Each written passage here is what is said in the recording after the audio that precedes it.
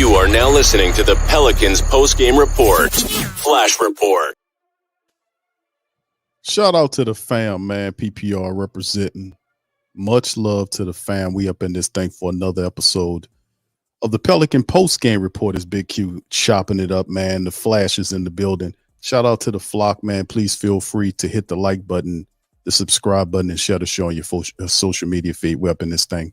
And of course, this Flash Report, man, is kind of an extended Flash Report to cover some of the items of news that we have. We also be popping up tomorrow for the Pelican Postgame Report, the PPR final, recapping the play-in game against the Sacramento Kings. Let's just go over some stuff, man. This came across my desk. Some family members sent me, and I also wanted to cover some of this stuff about Brandon Ingram. Is there an issue here that we need to be aware of? And of course, we have Zion Williamson basically is being said, and this is no secret anymore, that he's pretty much out for the rest of the postseason. This is what pretty much guys like Wojnarowski just talked about. He made mention of the fact that Zion Williamson is pretty much out. I said for the foreseeable near future, but you know, the Pelicans are just going to have to make do without Zion Williamson, unfortunately. And some of this stuff, man, that we talked about on PPR before, about them needing to step up and show what they can do. And they're going to have to prove themselves, man. And the toughest part about it is they're going to have to galvanize under extreme pressurized situation. The Pelicans have blown 2 opportunities to get W's to ultimately get into the playoffs, not to play in playoffs, you know. They had opportunities. They had the regular season finale against the Lakers and the first play-in game against the Lakers to have an opportunity to get in. So that's 3 times, including this current game against the Kings, a team we've beat 5 times, just dominated them this season. So we'll see how it all goes, man. But I'm going to play some stuff for you guys, man, and we're going to keep it moving, man. We're going to start it off with some of this stuff first and foremost about Zion Williamson. Yeah, let's get into it. So y'all hit the like button. Appreciate y'all spending some time with me on the stream. This is what Woj had to say about Zion if you didn't hear earlier, though. Here we go. All right. So anyway, if you didn't hear, now you heard about the Zion thing. So Zion is out of the way. It's nothing to talk about in terms of Zion Williamson right now that can help the Pelicans on court. Now, off court could be the biggest cheerleader they have to keep the morale up. But in terms of on the court, no Zion. But we do have BI. This is a report here that we're going to cover into the Stephen A. crap that he's talking about, the Pelican star Brandon Ingram's body language. And then there are reports about him, how he acted at the end of the game. He didn't like the fact that he wasn't, he didn't play in the fourth quarter.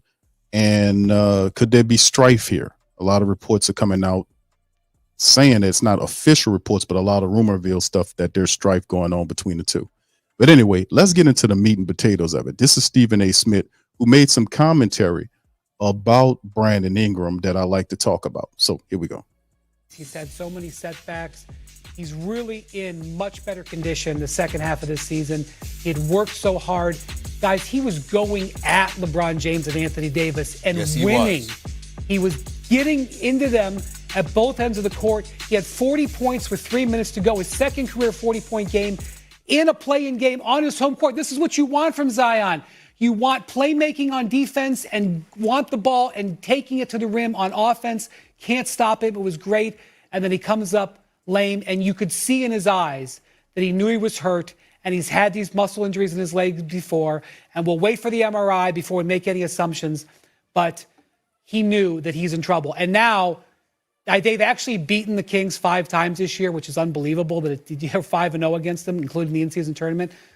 But to beat them a 6th time, they may have to do it without Zion. Yeah. And in this game, it was a very professional win for the Lakers because they didn't have their best stuff. LeBron was exhausted by the fourth quarter in this game. And I'll give LeBron credit. He stepped up and took the Zion defensive assignment for a lot of this game, and he did it on Sunday in what was a much-win game. But LeBron was paying the price by the fourth quarter. His legs were gone. I think it was one. What is this dude talking about, man? He stepped up. These people are so quick to just give credit to the Lakers all the time. Zion scored 40 points, man. What does he step up and take the defensive assignment for, to stop him from scoring 50? What are these people talking about? Anyway, let's carry on. 8 down the stretch, threw up an air ball late, which Anthony Davis, he's dealing with his own back injury. He wasn't having a great night. He was 6 of 16, but he rebounded. The Lakers, really got a great performance from D'Angelo Russell. He made a big steal in the last 2 minutes, hit the biggest shot of the game. Austin Reeves set him up. The Lakers ground this game out, and they're 14-5 in their last 19 games. And their reward, unfortunately, is that beast, Nikola Jokic. I do think that the takeaway from this game is that Zion. All right, fam. That was some of the stuff that Windhurst was talking about. Let me kind of move it along here to get to Stephen A. Smith. Here we go. Cheering. He's over there sitting on the bench with a puss on his face. That was a problem. He's up for an extension this off. That was a problem. He's up. And Brandon Ingram got benched for the last 7 minutes of this game. His team was all cheering. He's over there sitting on the bench with a puss on his face. That was a problem. What on his face? He had a what on his face? Oh, well, anyway, let's carry on. He's up for an extension this offseason. That's an issue. Yep. And C.J. McCollum got benched for a big part of the fourth quarter in this game, too. This was not a high-level game. This was survival of who could ever hang on. But the Lakers did. They get credit for that. I got a few things I want to say about this. Number one, I was incredibly proud of Zion. I gotten on him. New Orleans gotten on me. And I had to remind them that they have as many playoff series victories in their 22-year history as they do names. And they got more names than you have points in your supposed to be basketball career, which turned out to be a lie. That never happened. So there you go. They're better than you. Okay. They want the Hornets, they're not the Pelicans. Those are the two names, and they got 2 playoff series victories in 22 years. Shut the hell up and go out there and play. And for the most part, industry plant. They have more wins than you have points averaged in your career. There we go. They've done that, especially Zion. He's gotten focused. He got himself in shape. And after another no-show in the regular season finale on Sunday, he showed up, showed some pride, showed some heart, was demanding the basketball, was in attack mode. That dude that we saw yesterday before he got hurt is the number 1 pick we've been looking for. Okay? That's who he is. And I loved seeing it. I was proud of him. I'm sorry that his leg is hurt. I think he'll be fine. But if Zion holds on to that, he's got an incredibly, incredibly bright future. I'm talking about that psyche. That's how he has to be all the time. All the time. He's got to be in attack mode because he's a man-child. And you can't stop him. So that was a beautiful thing to see. Brandon Ingram. I'm not giving him the max. And I usually don't say stuff like that because I love the brothers to get paper. I love them to get their paper. I love them to get money. But then he says why he shouldn't get the paper and why he shouldn't get the money. Dude do this all the time. Slap kind of commentary. Before he says some hateful stuff, he'll then back it down and water it down before he says the hateful stuff. Very common trick he always uses, but it's what he is. Let me just say this as diplomatically as I possibly can. When you look at his face, he consistently looks a bit detached, dare I say. Just doesn't seem to be all there. This dude, man. And I'm going to leave it at that. Now, let me tell you something. He was gone for 12 games. And I understand that. He had an injury. I get that. And we know that Brandon Ingram is a big-time talent. We don't see it enough. And I look at him. Physique looks the same. Game looks the same. Doesn't seem to be growing and evolving. That's hard to invest in. Remember, ladies and gentlemen, when people invest money in you, one part is because of your production. The other part is because they trust that you will continue to produce. And I don't know if the word trust can be associated with Brandon Ingram at this point. He needs to show me something against Sacramento. All right, number one, let me delve into this right quick about what he's saying about Brandon Ingram. Couldn't be far from the truth when he talk about Brandon Ingram's face. This goes to show you these people sit up here and they do commentary on the Pelicans and they don't watch the Pelicans consistently. They don't watch the Pelicans consistently. This is the problem I got with people like this. You don't watch them unless they're on primetime TV, and Brandon Ingram's face, Stephen Smith, if you really want to talk about his face, that's the same face you get all the time. Brandon Ingram is a very calm dude.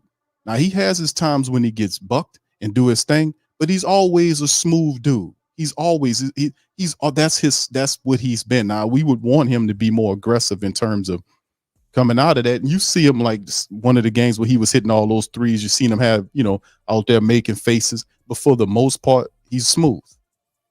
He's calm. He's cool. That's what Brandon Ingram is.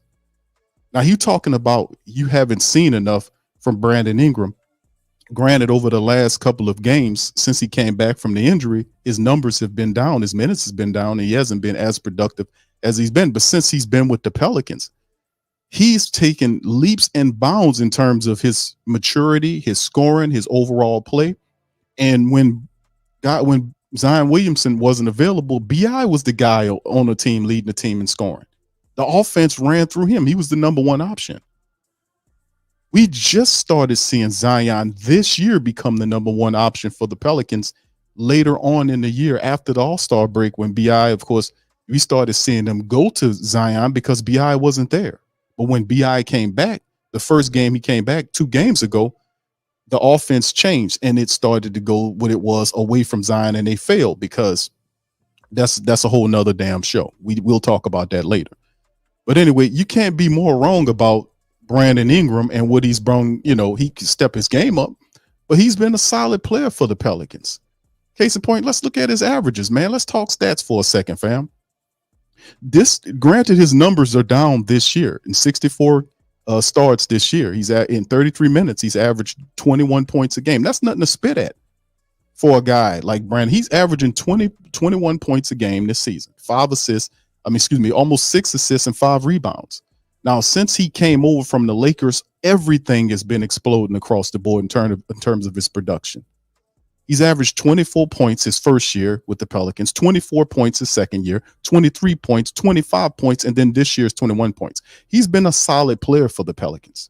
So we expect there's a rust factor after missing a dozen games, but at the same time, does he, as a player, and BI is making what, $30 million a season?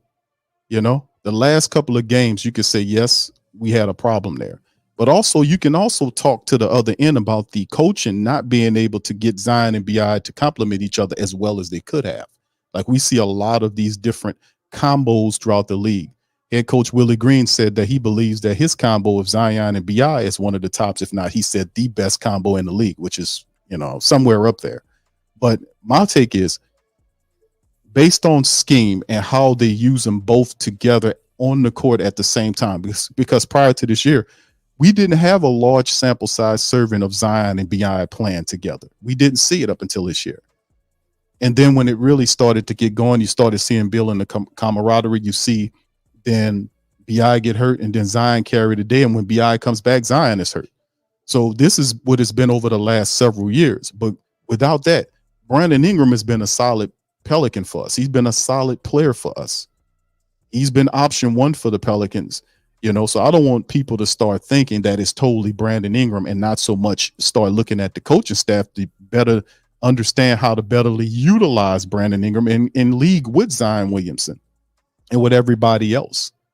So, it's the commentary a lot of times, man. We could talk about some of the stuff that goes on, like with Stephen A. Smith's reaction about, he's this, that, and his face. He don't look like he's all there or whatever effeminate bullshit he kicked. But the thing is, if you watch the Pelicans, you know that BI is a smooth dude. He's a calm figure. He's calm. That's his game. He goes out there, he hits that mid-range, he tears your ass up. Now, like I said, he could play better over the last couple of games. There's obviously something to it, to the fact that he didn't like the fact that he didn't play in the fourth quarter of the last matchup with him, and they can talk about that. And there's a lot of stuff going on, man, that talks about that in terms of what's going on with BI. Let me play this one for you for the All NBA, All Ball podcast and what they had to say about Brandon Ingram and his situation. I'll comment on this as well. Let me add this to it. then we'll keep it going. Very interesting stuff we got going here, man. Very interesting. That thing, even though I'm sure it's tough for him. But Legs, we've spent all year doing the show. We love the NBA. We're so passionate about basketball, but we hate, when games don't feel like they mean something, regular season, when players treat them like that. The meaning of the regular season is subtle. Any one game doesn't feel like it means a lot, but you miss too many games. And then the question is, does this team know who it is?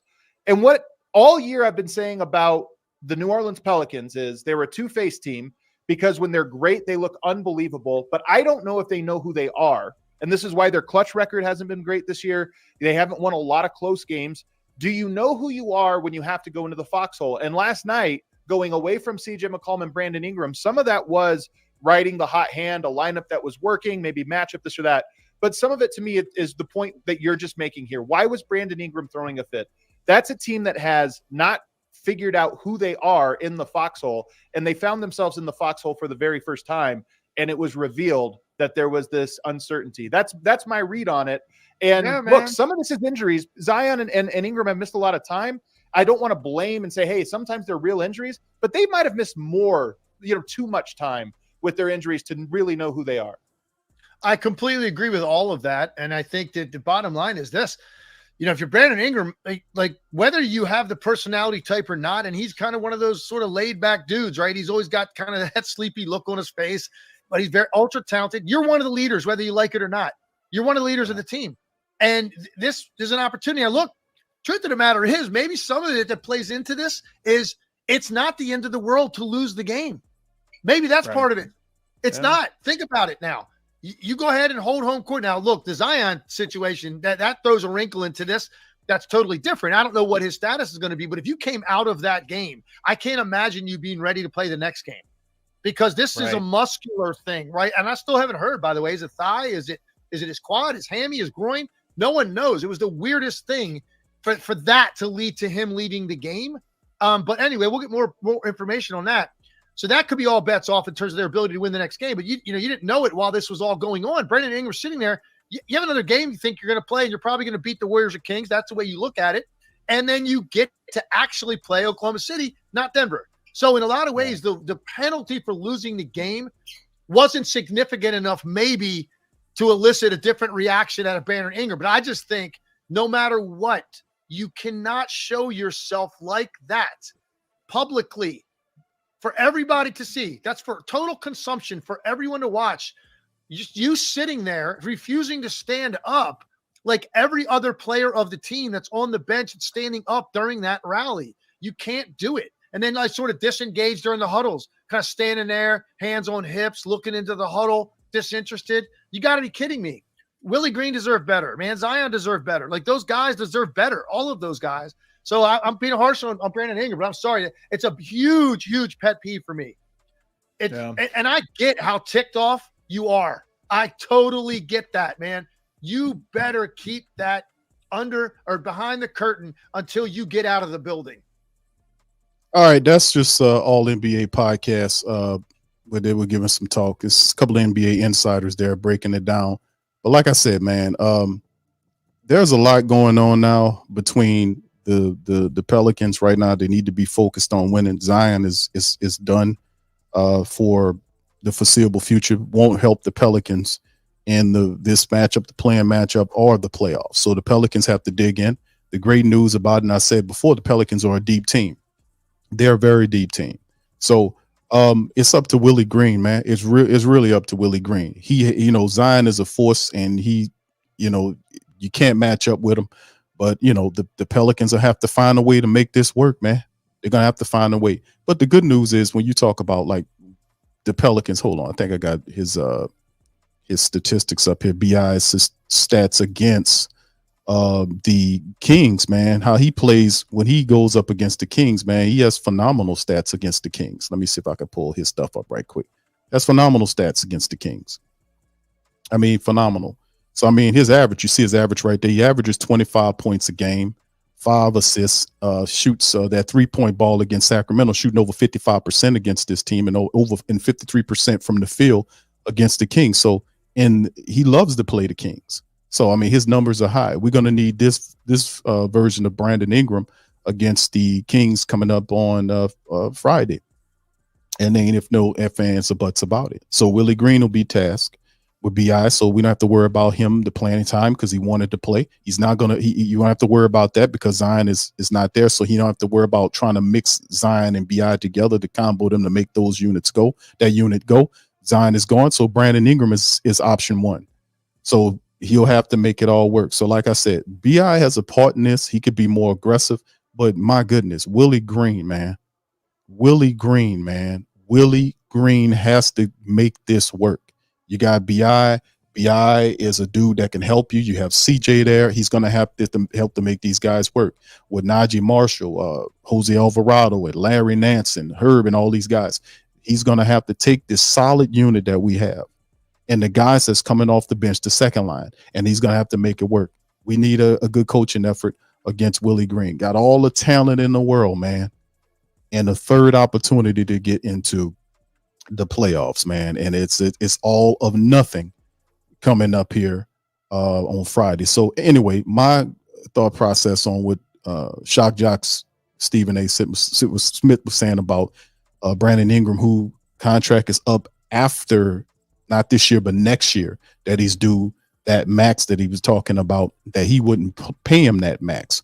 Well, I think that's based on what you see now. What we're going to see from the Pelicans moving forward, because we don't ultimately know what the plan is in terms of what the Pelicans are going to do. A lot of the stuff that they said that they were going to do they've already done it. Like we thought that Willie Green contract was up after this year. Turns out that they secretly signed Willie Green to an extension late last year and broke it right before the regular season. That, oh yeah, just to let y'all know, we signed Willie Green to an extension. They didn't tell you how many years. There's reports that Doc Ock, David Griffin was signed to an extension, and Trajan Langdon. But were they a bit premature on these actions? This is bad decision making at the highest levels. Extension shouldn't have been handed out until after this year. Because this is a year that a lot of stuff is supposed to be answered. How could we get this team together? Could we do? So it's just amazing the ridiculousness that we see from the Pelicans, that they need to turn this stuff up, man. So anyway, this is a report here from Chris Dodson. He threw this one out there about the Pelicans front office shakeup possible this offseason. Pelicans reportedly face a front office shakeup. How, Chris? Who's going to get shook up? The top three people, the VP of basketball operations, David Griffin, Doc Ock, and Trajan Langdon are signed to extensions according to various reports. So, I mean, who are they going to shake up? Cash? What they going to do? Cash? I mean, but then there's also reports about him, particularly he's trying to get a job elsewhere. The last several years, Trajan Langdon has been trying to get the hell out of here. He was trying to go to Washington, who was basically a dumpster fire. He was trying to go to Charlotte. So any GM job that's out there, Trajan Langdon is trying to do it. He's not trying to like advance and become a vice president. And he's trying to do a lateral move, just anything to get from up under Doc Octopus. But it's ridiculous. All in its face. These are not really good decisions anyway. But anyway, bringing it back to now, the Pelicans have to win, man. Bottom line. And if they don't win, then shit got to hit the fan. I'm serious. This is the point right here when we talking about, well, injuries. We got to see what the team look like, Q. We got to get to where we need to be, Q. Well, this is that point. This is the point where you make decisions based on personnel. The decision to not trade Valanciunas, even though you don't really use him that much. I know he ain't ideally the player that Willie Green likes, but you have him and you might as well use him. He's a top 10 big who can play defense, not as fast as you would want, but he can score for you. You get him involved, things happen. So like I'm saying, the Pelicans look like what they look like largely because of coaching. And the coach also breeds the mentality for the team. So Willie Green in his third year has to figure out a way to coach better than he's ever have. He's going to have to elevate his coaching to the next level, if that is even possible. And when I mean next level, I'm talking about basketball, like at that playoff level. We're still stuck in like a regular season mode. We haven't realized as a team that it's playoffs going on. It's still stuck in the regular season mode, man. They have 6 home games. They have a 6 home game losing streak currently. 6 games. They can't buy pie of winning the Smoothie King Sunday. People are coming out. They're not booing them or anything. They can't win in the building, and that's something that's psychological. And Willie Green had a few days to work on that. He has to turn this around. So, like, when they start criticizing B.I., I get what they're saying about B.I. playing what he played over the last couple of games. But like I said, always hit you in the face with the stats. If you look at his numbers since he's been a Pelican, he's been a solid player for us, man. Not going to BS you on that. B.I.'s been a solid player since he's been with the Pelicans. And he played a hell of a lot of games for the Pelicans. Now, his numbers are down than what they were the last several years, but he's averaging 21 points a game. That's nothing to spit at or sneeze at for an NBA player. Just keeping it $115. Now, does he get the max, man? I'll leave that up to you guys to decide on whether or not he should. Y'all tell me what y'all think. Y'all tell me. If that's what's going on, sleep. I see what you're saying, bro. He says Tim was spot on. Stop being so emotional. I actually not really being emotional. I'm defending the points about statistics. You sound more emotional, and you sound like you kind of sleep, brother. You sleeping. You sleeping on the fact that you're trying to, let's trade beyond all this nonsense. But man, listen, man. At the end of the day, you can't dispute the fact you won't trade these players, but you don't have no smoke for these coaches who coaching these damn players. If the system is not set up correctly for them to succeed, then they're not going to succeed together.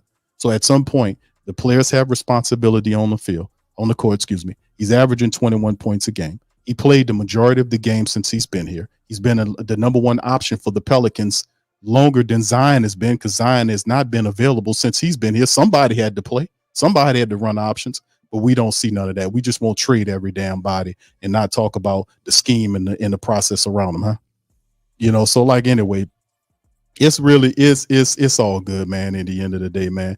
Yeah, I had to cook this sleep character because he is sleep. He is sleeping right now on the points, and he really not understanding what's going on with the team. Sometimes you got to put it on where it belongs. The coaches, the players. The players have to step out. B.I. was mad because he didn't get that playing time. It's the bottom line. He's a competitor. What player you're going to sit down and he wants to play, and he's not going to be a little upset? Let me help you. This is a play-in game. Let me get in there and help. Willie Green said, nah, I'm going to go with who I got, which is kind of interesting. That's kind of a slight philosophy change with Willie. I see you on that. But in the end, it caused some problems with his second best player. But we'll see how they react on Friday, man. So anyway, we'll see, man. All right, brother Hakeem was shaking, baby. He says, I'm ready for us to be a relevant franchise to playoff series. Yeah, I hear you, brother. I'm with you on that. Shout out to you, bro. I get what's going on, man. Listen, man, all I can say in the end, fam, it's probably the longest flash report in history, but I'm just talking to the fam, man. But in the end, if the Pelicans, let me just say it like this. If the Pelicans don't win this game against Sacramento, right? They've beaten them 5 times in the regular season, right? If they don't beat the Sacramento Kings on Friday, then stuff got to get broken up. And even if they do win and they get into OKC, we know they're not going to beat. We never know. I ain't going to say never. But it'll be kind of a difficult matchup against OKC, being that OKC beats the Pelicans. They know how to beat the Pelicans.